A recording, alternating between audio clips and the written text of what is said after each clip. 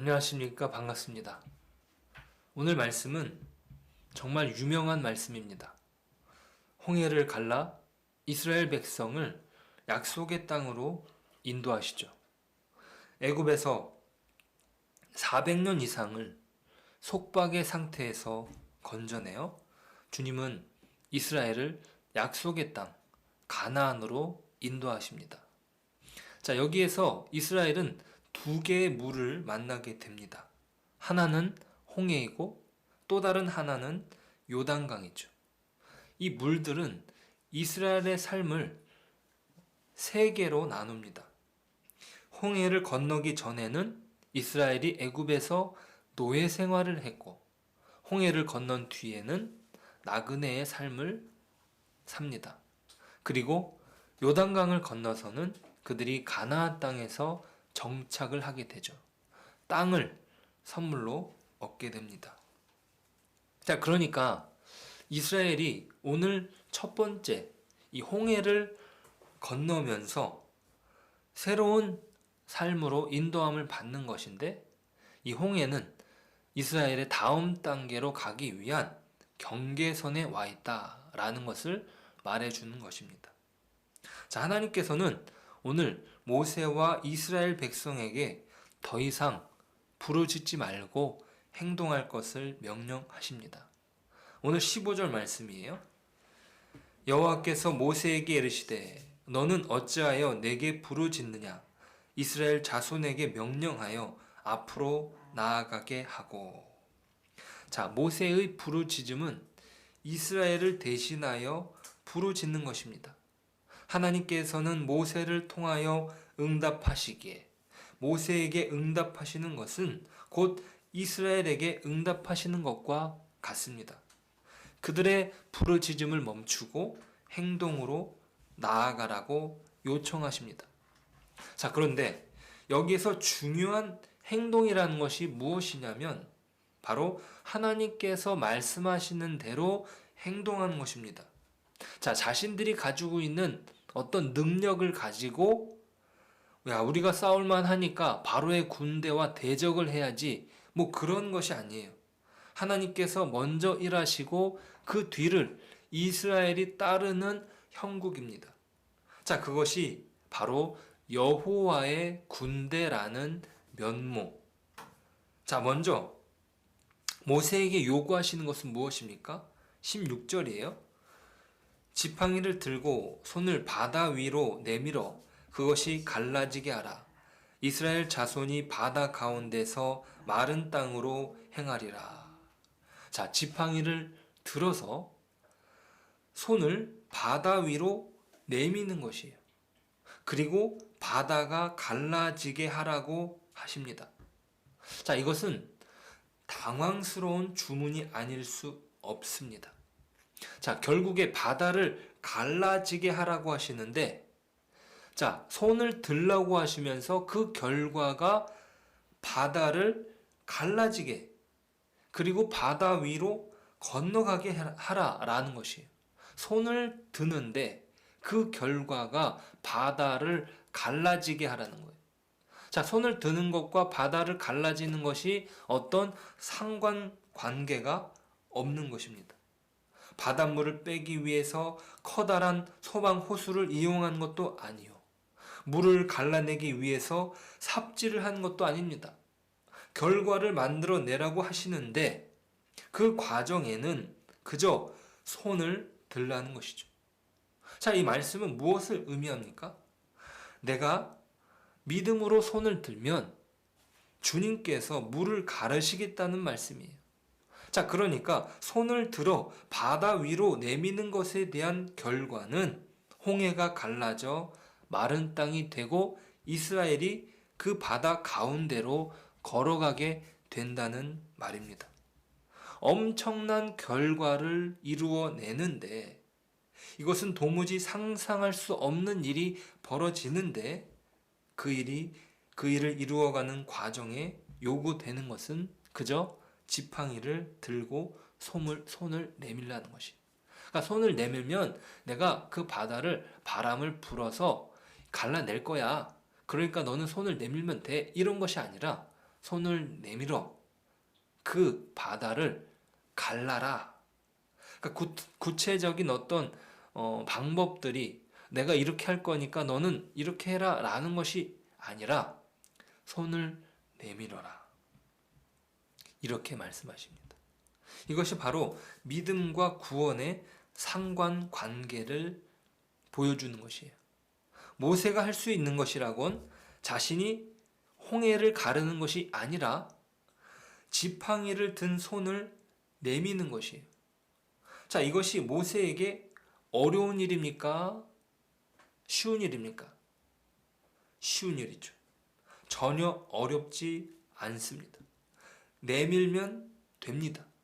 자, 그런데 그 내미는 행위에는 믿음이 요구되는 거예요. 아니, 이까짓 걸로 무슨 일이 일어나겠어 생각하면서 불신한다면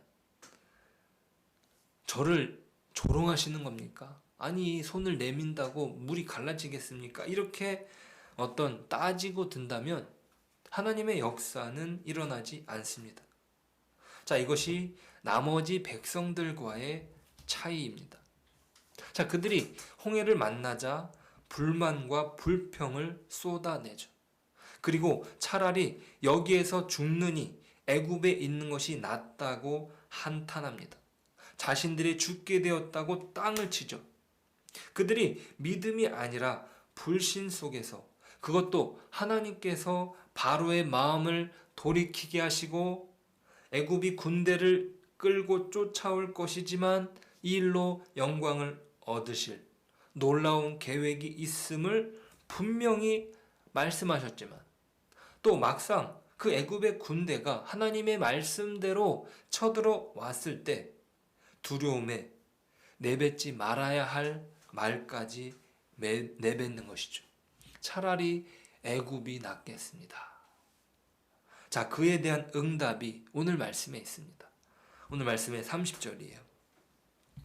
그날에 여호와께서 이같이 이스라엘을 애굽 사람의 손에서 구원하시매 이스라엘이 바닷가에서 애굽 사람들이 죽어 있는 것을 보았더라.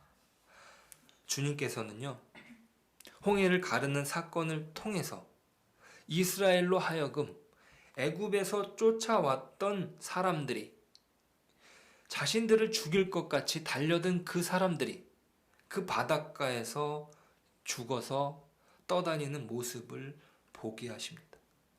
그들의 죽음을 목격하게 하심으로 그들이 불신 속에서 차라리 애굽이 낫겠다는 이야기가 얼마나 허망한 이야기였는지, 그들이 내뱉지 말아야 했던 말이었는지, 얼마나 불신의 이야기였는지를 보게 하는 것이죠.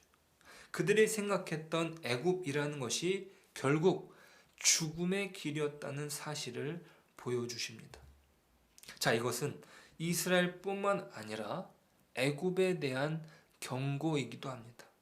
애굽에게 내가 여호와라는 사실을 알게 하리라 라고 말씀하시지 않습니까? 이 애굽은 지금 죽음에 나자빠 있는 이들이 아니라 이 소식을 듣게 되는 애굽 땅에 남아있는 모든 사람들에게 주는 경고입니다. 더 이상 이후로는 애굽이 쫓아올 생각은 하지 못하는 것이죠. 하나님의 놀라운 권능의 역사는 우리의 상상을 뛰어넘는 것입니다. 자, 오늘 하나님께서 이스라엘로 바다를 건너게 하시는 역사는 바람을 통해서 이루어집니다. 자, 밤새도록 큰 동풍을 불게 하셔서 바닷물을 물러가게 하시죠. 자, 그렇게 물이 갈라져 바다가 마른 땅이 됩니다. 순간에 어떤 기적의 역사가 짠하고 나타나는 것이 아니라 자연의 역사를 주관하시는 분께서 자연의 원리를 사용하셔서 기적을 이루시는 것입니다. 자, 이것은 하나님께서 이 세상에 창조의 원리를 부여하셨기 때문입니다. 그 원리를, 그 질서를 부여하신 분께서 그 질서를 사용하실 수 있는 것이죠. 자, 이 장면은 창세기에서 물 가운데 땅을 만들어내시는 장면과 겹쳐집니다. 창세기 1장 9절이에요. 하나님이 이르시되 천하의 물이 한 곳으로 모이고 묻이 드러나라 하시니 그대로 되니라. 자, 혼돈의 물 가운데 묻을 내셨듯이 홍해를 가르시고 마른 땅을 만들어 내십니다. 자, 이 모든 과정은 자연의 모든 질서를 창조하신 그분의 손길 속에서 이루어지는 거예요. 창조의 질서를 역행하는 것이 아니라 창조의 질서 안에서 이 모든 것들이 이루어집니다. 강한 바람으로 바다를 가르시는 거죠. 자, 예수님께서 기적을 일으키시는 장면들도 마찬가지입니다. 자연의 질서를 주관하시는 분께서 자연의 원리 안에서 그 모든 것들을 주도하시는 것이지 인간처럼 자연의 질서를 파괴하는 것이 아닙니다. 오염을 만들고 죽음을 만드는 것이 아니라 생명의 길을 만들어 내시는 거죠. 자, 이 모든 과정은 친히 하나님께서 행하시는 것입니다. 그럼에도 모세에게 주어지는 것은 마치 모세가 바다를 가를 수 있는 것처럼 말씀하시죠. 갈라지게 하라. 그렇게 말씀하셨습니다. 자, 놀라운 구원의 역사를 이루어 내십니다. 그런데 그 과정에서 요구되는 것은 무엇이에요? 믿음으로 손을 들라는 것이. 자, 하나님께서 이루실 구원의 역사에 손을 들어 동참하는 것입니다. 그것이 마치 모세가 이루어낸 것처럼 여겨 주시겠다는 것이. 이것이 구원의 원리입니다. 자, 하나님께서 이루시는 구원은 우리가 만들어낼 수 없는 놀라운 기적의 일이지만 우리에게 요구되는 것은 단지 믿음으로 손을 들게 하십니다. 자, 예수님의 십자가를 통한 구원도 마찬가지입니다. 그저 믿기만 하면 하나님의 자녀가 되는 것입니다. 그런데 이것을 믿지 않으면 멸망의 길로 들어서는 것이에요. 자, 이스라엘 사람들이 그 죽어서 둥둥 떠다니는 그 바로의 군대를 보게 하셨던 것처럼 이것이 믿어지지 않으면, 그것을 믿고 따라가지 않으면 멸망한다는 것이. 자, 이 믿는다는 행위를 주님께서 요구하시는데 실상 그 믿음으로 나아가는 것이 쉽지 않습니다.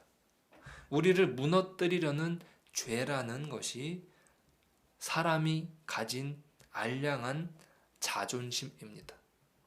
그 자존심을 굽히고 하나님의 구원을 받아들이는 것을 사람들이요, 어떤 면에서는 너무나 쉬운 것인데 어떤 면에서는 너무나 어렵게 여기는 것이. 이 자존심을 굽히는 것만큼 사람에게 어려운 일이 없어요. 하나님은 그 싸움을 하는 것이에요. 너가 너 자신을 꺾고 나를 믿어라. 그러면 그 일이, 내가 이루는 그 구원의 역사가 너의 일이 될 것이다 라는 것이. 그러니까 하나님이 원하시는 것은 믿음으로 나아가는 순종을 원하시는 것이지, 사람이 어떤 자기가 할 수 있는 것을 가지고 알량하게 무언가 업적을 이루어가는 것, 그것으로 교만해져 가는 것을 하나님은 원치 않으십니다. 그것을 꺾어 가시는 것, 그것을 꺾어 겸손케 하시는 것이 바로 하나님의 구원의 역사입니다. 사람이 할 수 있는 것은 단지 하나님의 역사를 믿음으로 손을 들기만 하면 되는데, 이 손이 들려지지 않기에 구원이 아니라 사망의 길로 치닫는 것입니다.